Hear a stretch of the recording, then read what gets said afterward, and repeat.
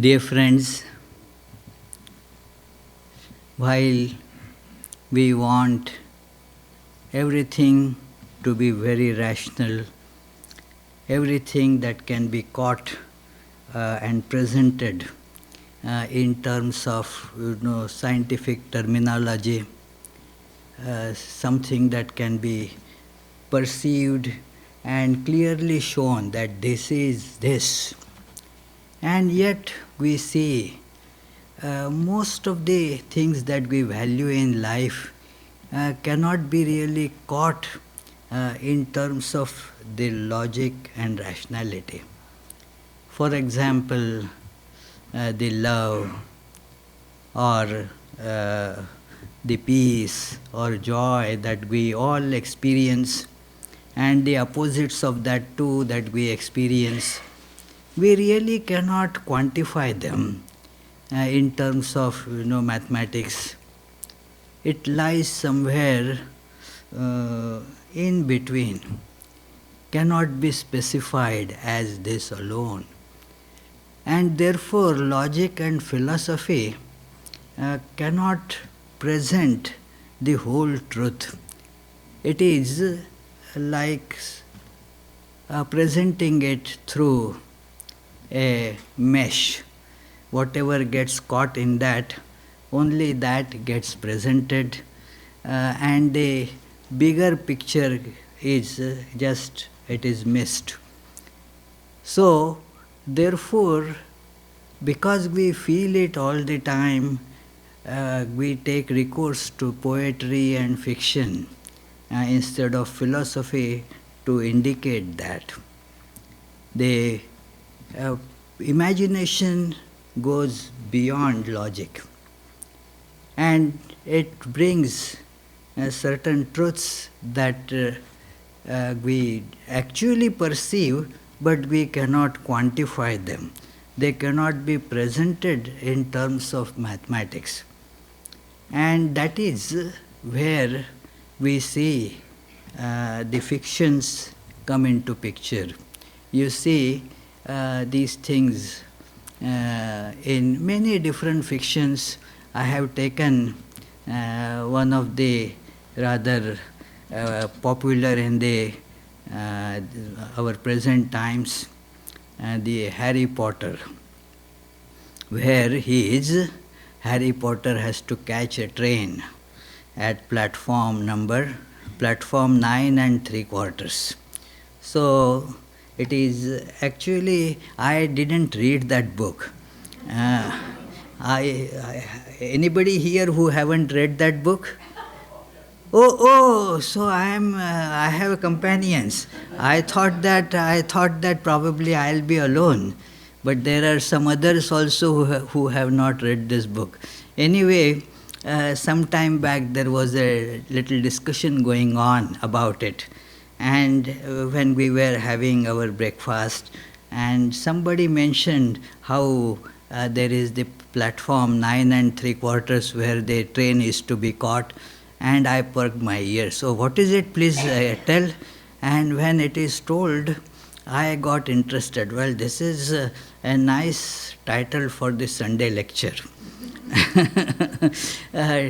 It is not only the title, it is a good theme that when we try to present things in specific numbers and with all rationality behind it, we actually miss a lot.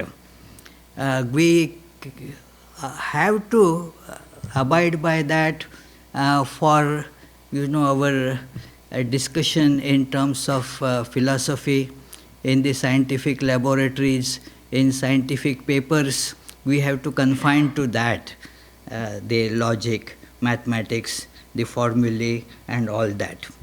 But they give only a very limited picture of the things. And therefore, the truth actually lies beyond that. We cannot catch, because this is the instrument that we are using. Our instrument itself is like that. It is like somebody using a perforated spoon to drink the milk. Now the milk all spills down. Whatever is maybe a few drops sticking, only that much that person can really drink. Most of it will just spill out of the pores.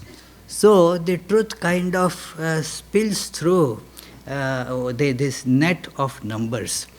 Our logic is limited by what is called the natural number system or the whole numbers. That is 1, 2, 3. Our logic goes like that. In between, we miss everything. It is a very basic issue with the logic, rationality, and therefore is applicable to all that we call scientific, because it is basically presented through mathematics. And mathematics and logic, their basis is this system.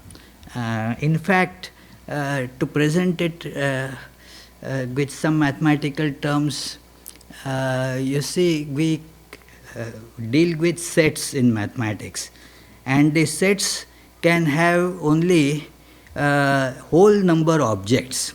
We cannot even conceive of a set with 3.5 objects. Try, it is all very difficult.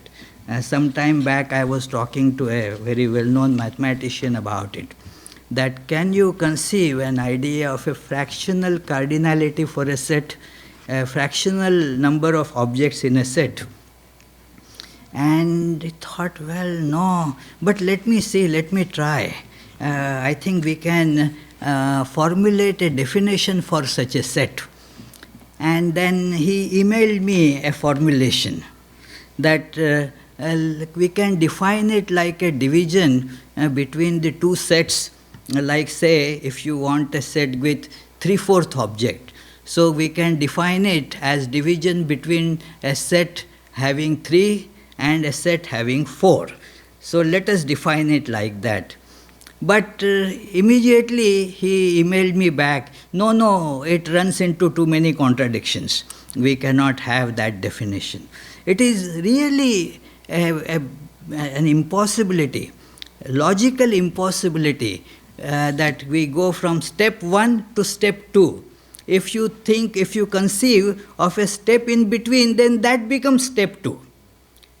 It is therefore not possible for us to conceive this idea, and this is what is presented in the Harry Potter's book. Let us read that discussion from the book. When most of you have a general idea that Harry Potter is a wizard, and therefore is a good deal different from what commonly people do.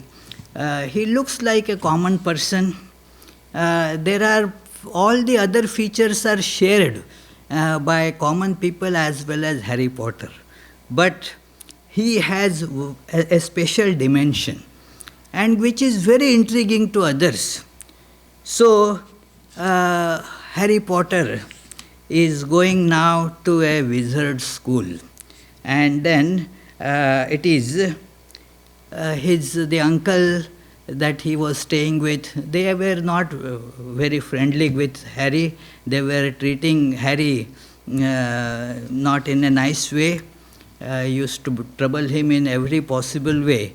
But now he is about to go to the wizard school, and so he asked the uncle, can he drop him at the train station, King's Cross station.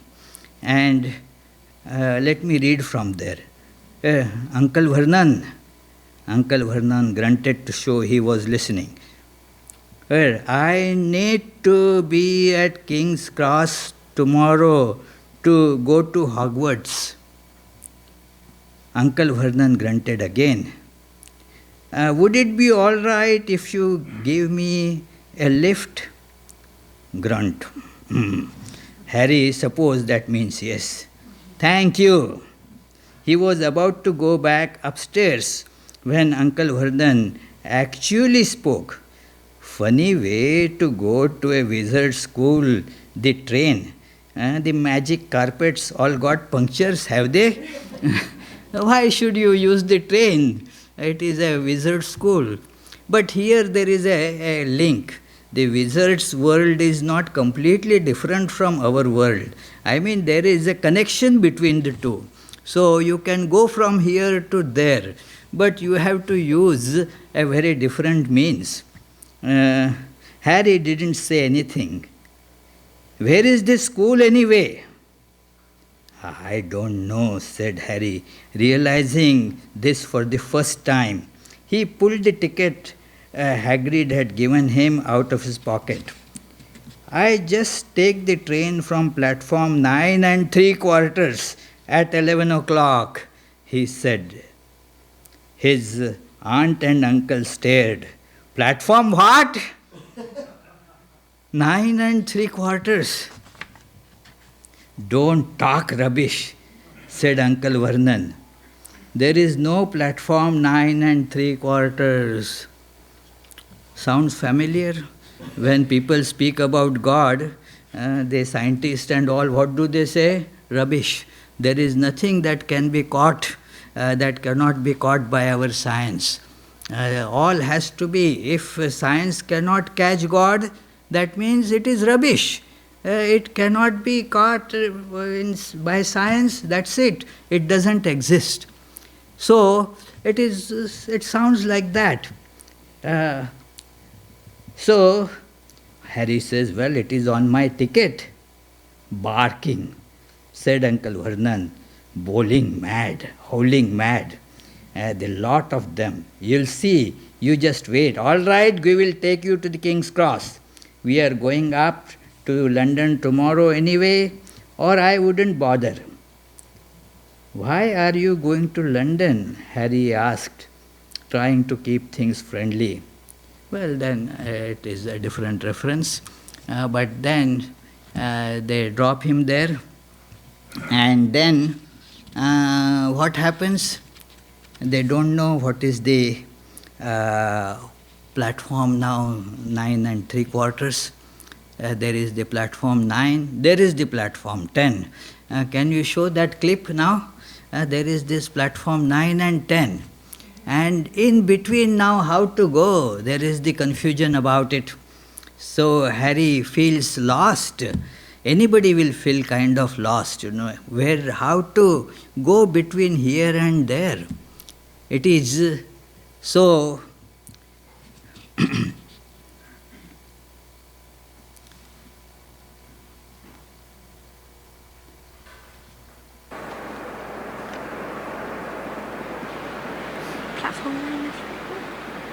But Hagrid, there must be a mistake. This is platform 9 and 3/4. There's no such thing, is there?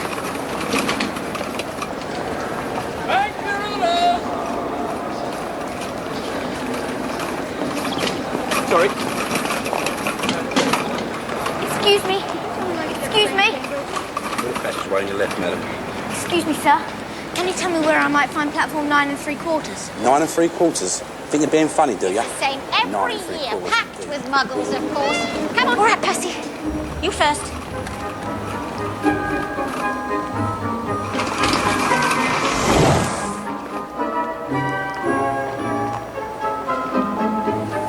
Fred, you next. He's not Fred, I am. Honestly, woman, you call yourself our mother. Oh, I'm sorry, George. I'm only joking. I am Fred.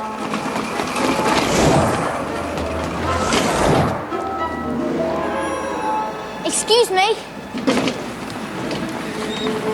Could you tell me how to get onto the platform? Not to worry, dear. It's Ron's first time to Hogwarts as well. Now, all you've got to do is walk straight at the wall between platforms 9 and 10. Best do it at a bit of a run if you're nervous. Good luck.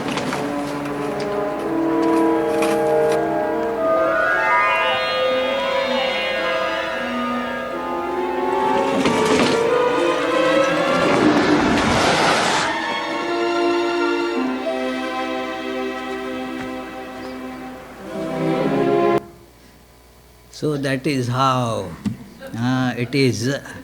It is a big wall there, and you cannot see 9 3/4, but it is. You need to have that quality to break through this wall. It cannot be penetrated by all. You need some qualities. You have to have that wizardry in you. Otherwise, you may just hit against it. It is not possible that by just looking at it that, okay, I will also hit the wall and see. No, you cannot get through that wall unless there is that spiritual quality that you have to cultivate. That is a big barrier, friends, that we see between our mundane world and the spiritual world. It is the spiritual world is all that is within us, but yet we don't see because we are caught up with the norms of just this world of senses. The world of senses can give us only this much. Let me quote from Kathopanishad, one of the most beautiful Upanishads and comparatively written in a modern language, modern Sanskrit, using modern imageries. So it reads like this: Paranchi khani vyatrinat swayambhu tasmat parang pashyati nantaratman. This, all our sense organs have a basic defect, a manufacturing defect. They only see the outer, they cannot see the inner. This is a problem with our sense organs which cannot be corrected. It is the basic fundamental defect. And if we see these things, if we ponder over these things, I remember, it is, we say that, well, this is true because I see it. And I was very surprised when one Swami said, well, you should realize that it is not true because we see it. Not that it is true because we see, but it is not true because we are seeing it. I was surprised, what is this? And he explained, look, what is seeing, some photons or light waves or whatever you call, from that object, they are hitting your retina or going through the eyeball and then hitting the retina, then that signal is getting carried. So basically what seeing means, what was earlier there, those photons, they are no longer there. So what you are seeing is already changed there. It is not what you wanted to see. This is actually, what is the noise? Okay, I thought, yeah, that some wizardry is happening here. So, because we see it is, so many things are involved in it. A program, a software is installed on the brain. That software is making things we perceive like that. If the program is changed, we will perceive things differently. And it is not that one program is better than another program or more correct than this program.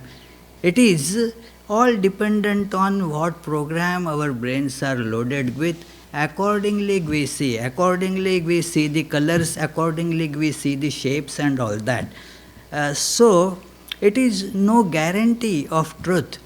All our sense organs are like that. They have a basic defect. And therefore this Upanishad says, Tasmat parang pashyati nantaratman. Therefore they see only the outer cover. not the inner reality. So those who want to see inner reality, what should they do?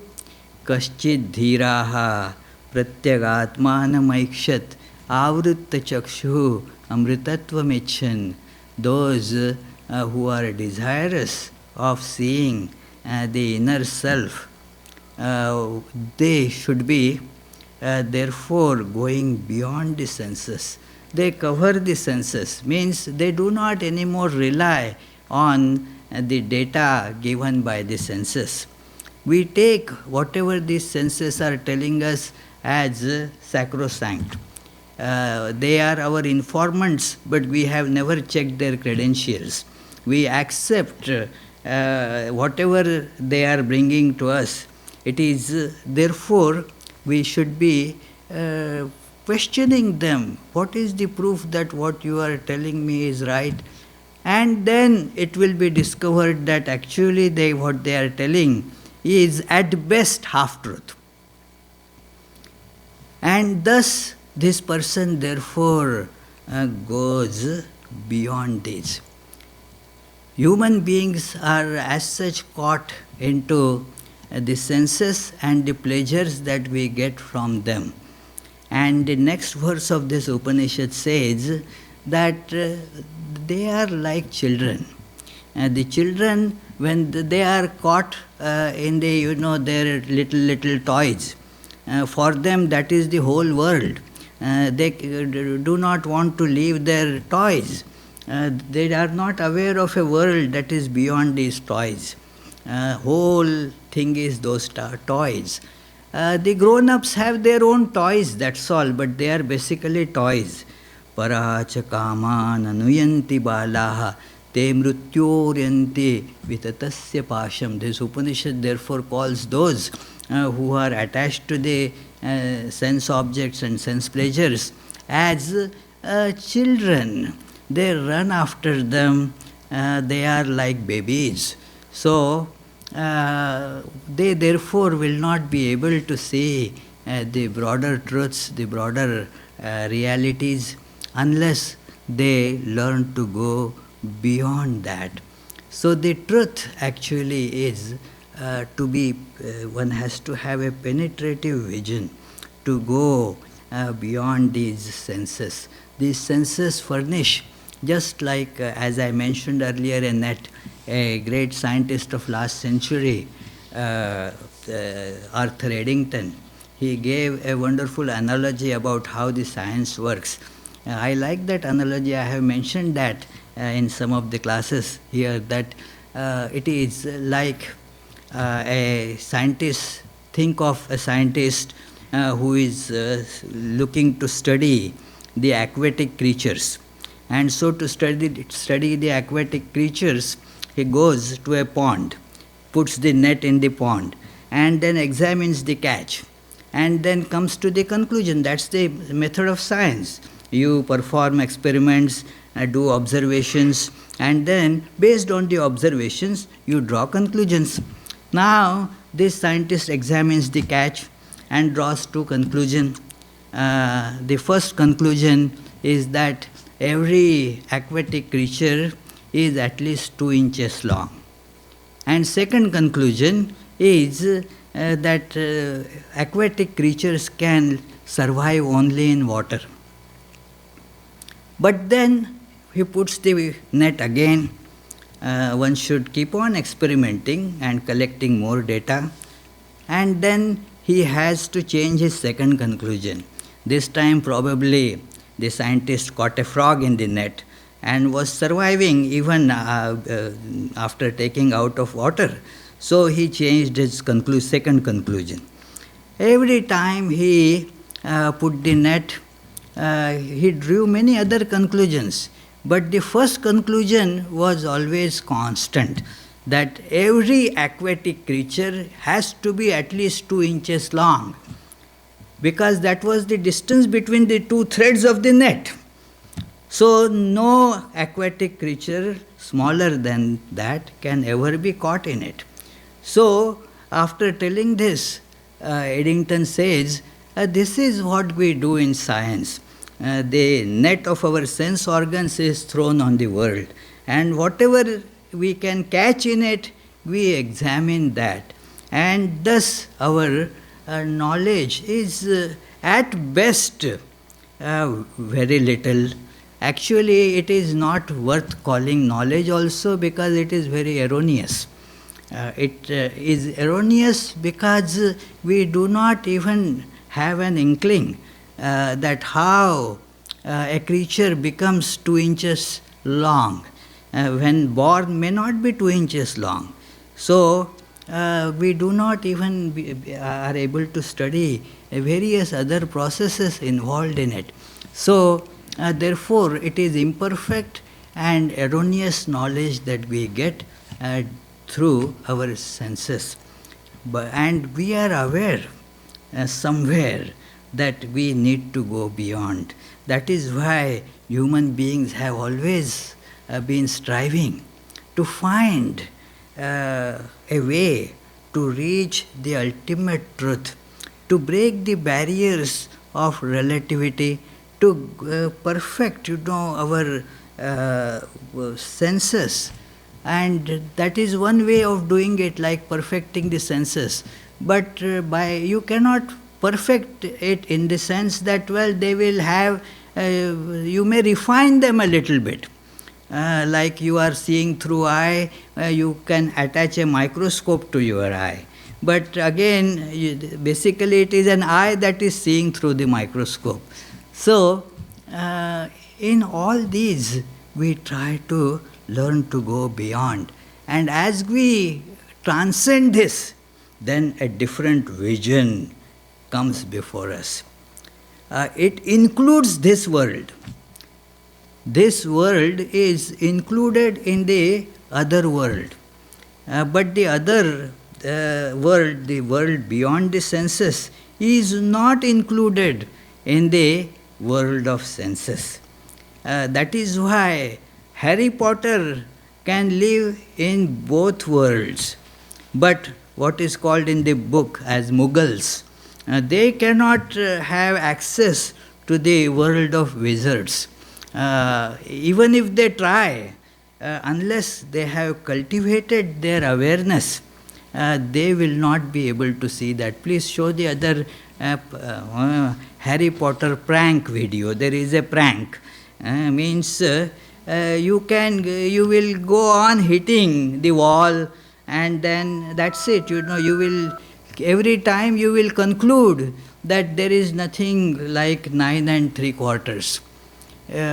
That is how many scientists, philosophers, who only base things on logic, which we saw in the beginning of this talk, that it is at best imperfect. It is because it cannot be caught in it, they conclude, I tried. They say, well, I tried, it doesn't exist. Such a thing is not there. So,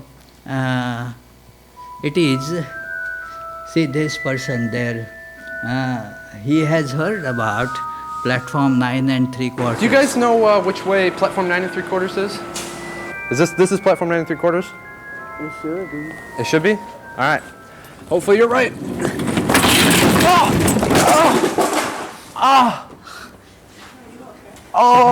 This person makes repeated attempts like that. This is it. This is for Hogwarts.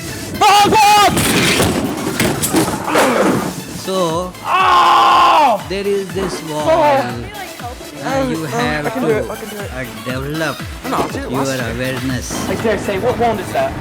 Is that the Elder Wand? So, Give it here, man. so in the same Upanishad, there comes an idea about, therefore they cannot see it.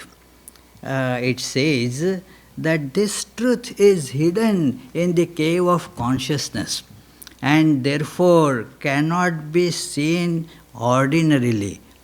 Doesn't mean that nobody can see it. One can see it by properly training one's faculty of awareness.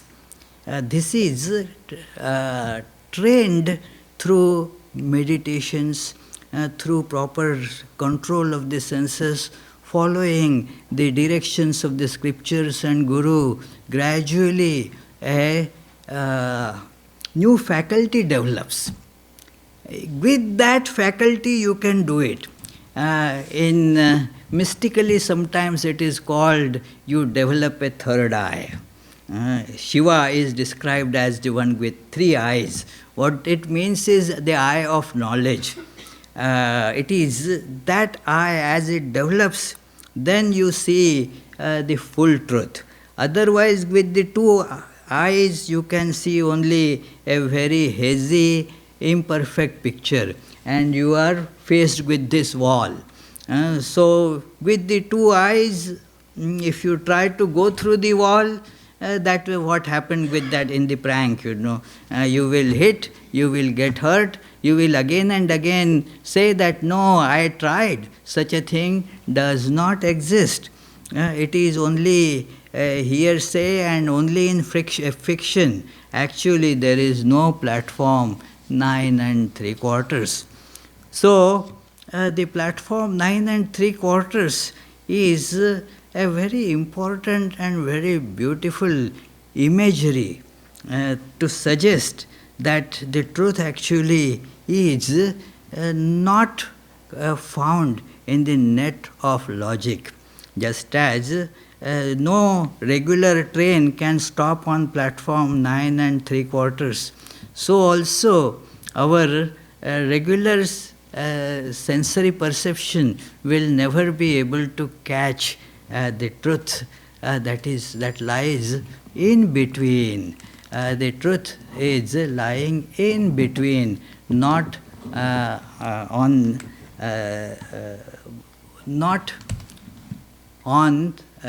one or two or three, not in the steps, but it pervades in and through all steps. Swami Vivekananda mentions in one of his poems, the poem is titled as Peace. A very beautiful poem that it says that these things are in between. Even I was listening to a presentation by a musician. He says, music, you feel that it is in the notes. No, it is in between the notes. The notes are just indicators, but the music lies in between the notes. So, let me conclude by reading this poem.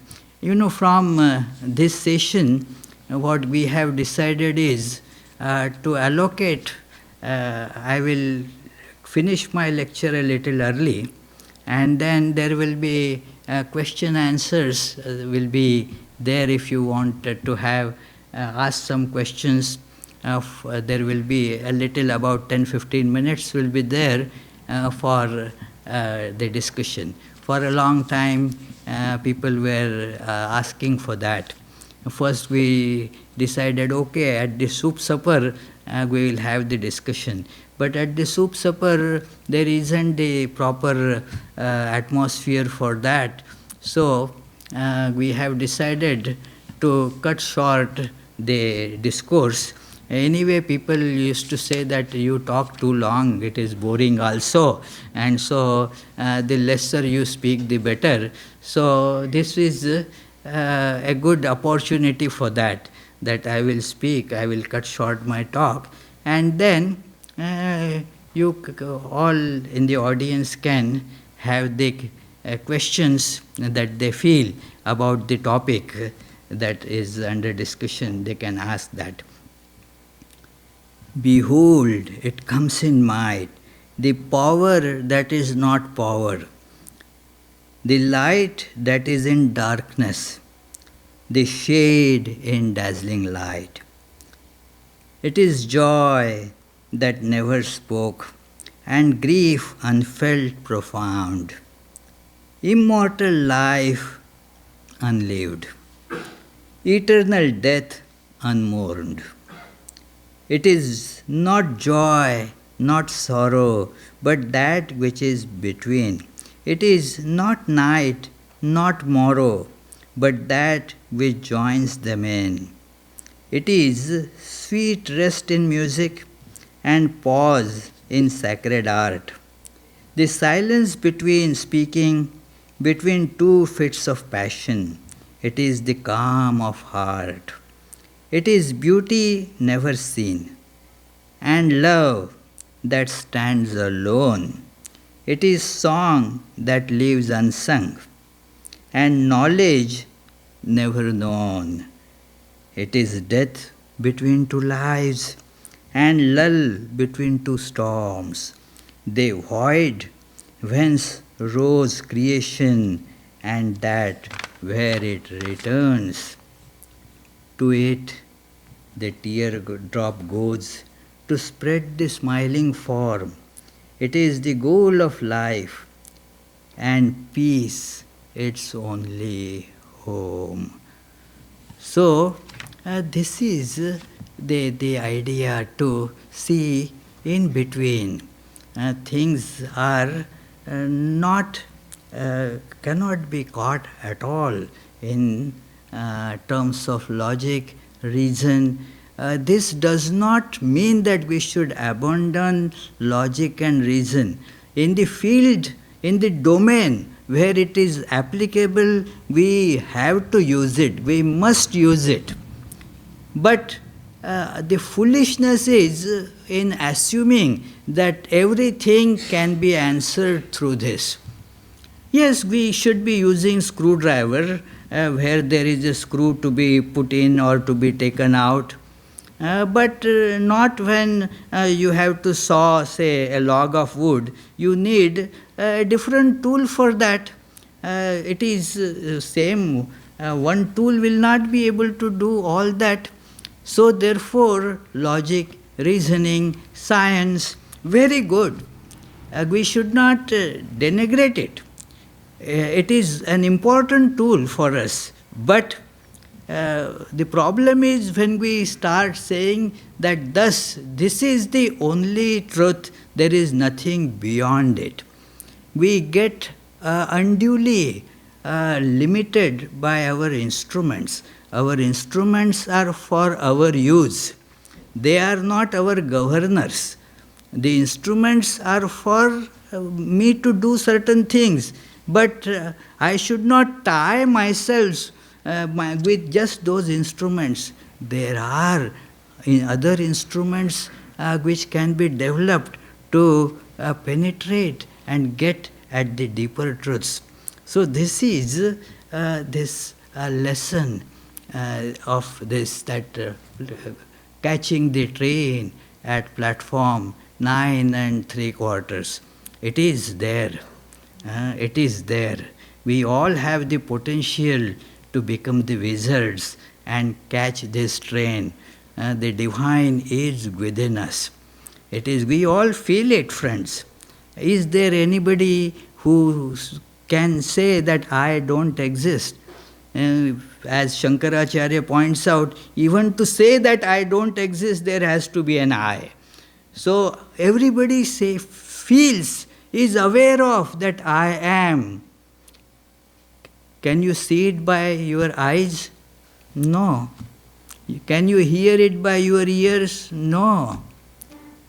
Can you catch it, prove it by logic? You cannot, because it is I that is proving it.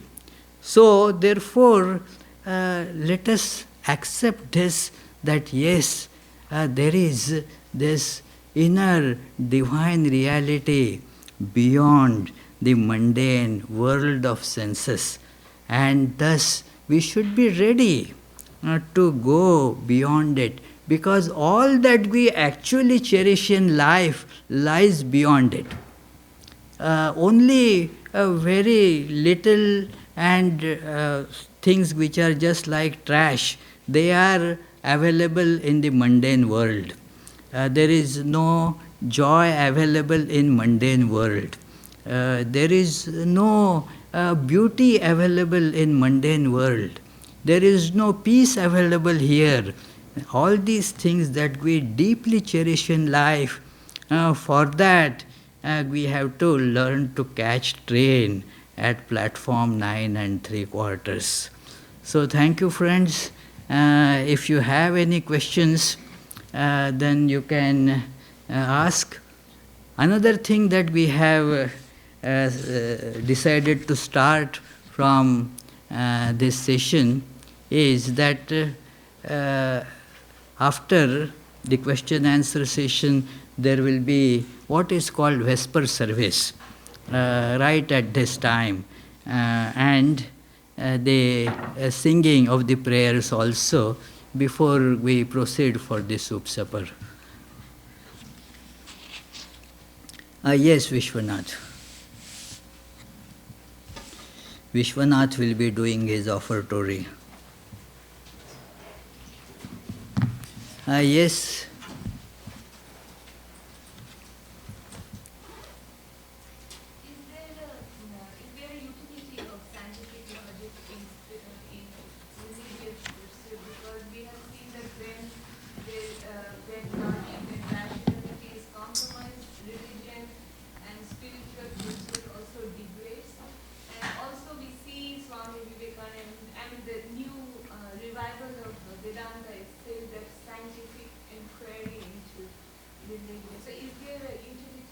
Of course, there is a big utility. Scientific inquiry is actually a must, as I was mentioning at the end of my talk, that as far as it can take us, we have to follow it. But beyond that, we should not insist that there is nothing that can be measured by our science. You should measure everything that can be measured by your science. It is a must, it is a very good tool, it is very important, and we have to learn to use it properly. When we do not use it, then we succumb to various superstitions. And therefore, as Swami Vivekananda himself advocates in his introduction to Raja Yoga, that every single thing that you believe, let it run under the current of rationality. Let the current of rationality run over it, and then whatever survives, you should accept that, you should take that. The science is very useful as a police. It is like a police doesn't tell you that do some charitable work, give donations. No, but if you are stealing, then the police will come and catch you. So the work of logic and rationality is of that type, that it stands as a wonderful police. You will not succumb to various superstitions by the use of rationality. It is otherwise, yes, one can go astray. It is important, therefore. Another analogy just to explain this, that to go to, say, from here to India, you take a flight. You don't use your car. It won't work on the waters. So you take a flight, but to go to the airport, you have to use some surface transport. Your car is very good for that. Use it to get to the airport, but then don't insist that I will go to India only on my car. No, that is not possible. So it is like that. Yes, Charles? Swami Vivekananda says there's no error in religion. We just go from lower truth to truth. Yeah. Now, in the senses, is that also true, that we go from lower truth to higher truth? Or is there such a thing as error? There is, they say when Swami Vivekananda says that, it's a very important statement, that when you see at one level something is true, and then pondering over that gives you the suggestion, gives you this awareness that you do not know everything. You need to go forward. And then you start probing more. And as you start probing more, a higher level of truth is revealed to you. You probe more there and then go to higher level of truth. So that is a journey from the lower level of truth to higher level of truth. It is a matter of a positive presentation. That it is not perfect truth, and therefore somebody can say, well, that means there is error in it. Yes, it is a positive presentation that okay, error doesn't mean that everything that you got is useless. There was some utility to it. It brought you to one step, and then from there you can rise to the next step. So it has its utility. It is also true that we all evolve from one level of understanding, like as babies, there is one level of understanding. As we grow, our awareness changes, our understanding changes, our priorities in life change, and so forth. So, it is true for a little baby that getting a new video game is the highest thing in life, So it is that is the biggest achievement. But when you grow older, then you see that that was not the ultimate thing. So at every level, not that that was wrong. You see, when Swami Vivekananda told that, he gave a beautiful analogy. That if you are, say, approaching sun, and at every point you are taking pictures of sun. Now, all of them will be pictures of sun, but then they will not be alike each other. So as you approach closer and closer, your pictures will be more correct, more closer to the reality. So that is how we evolve in our understanding of reality. It is much better to have the scientific understanding rather than the crude and the misleading superstitions. But there is a higher step. So that is what is going from lower truth to higher truth.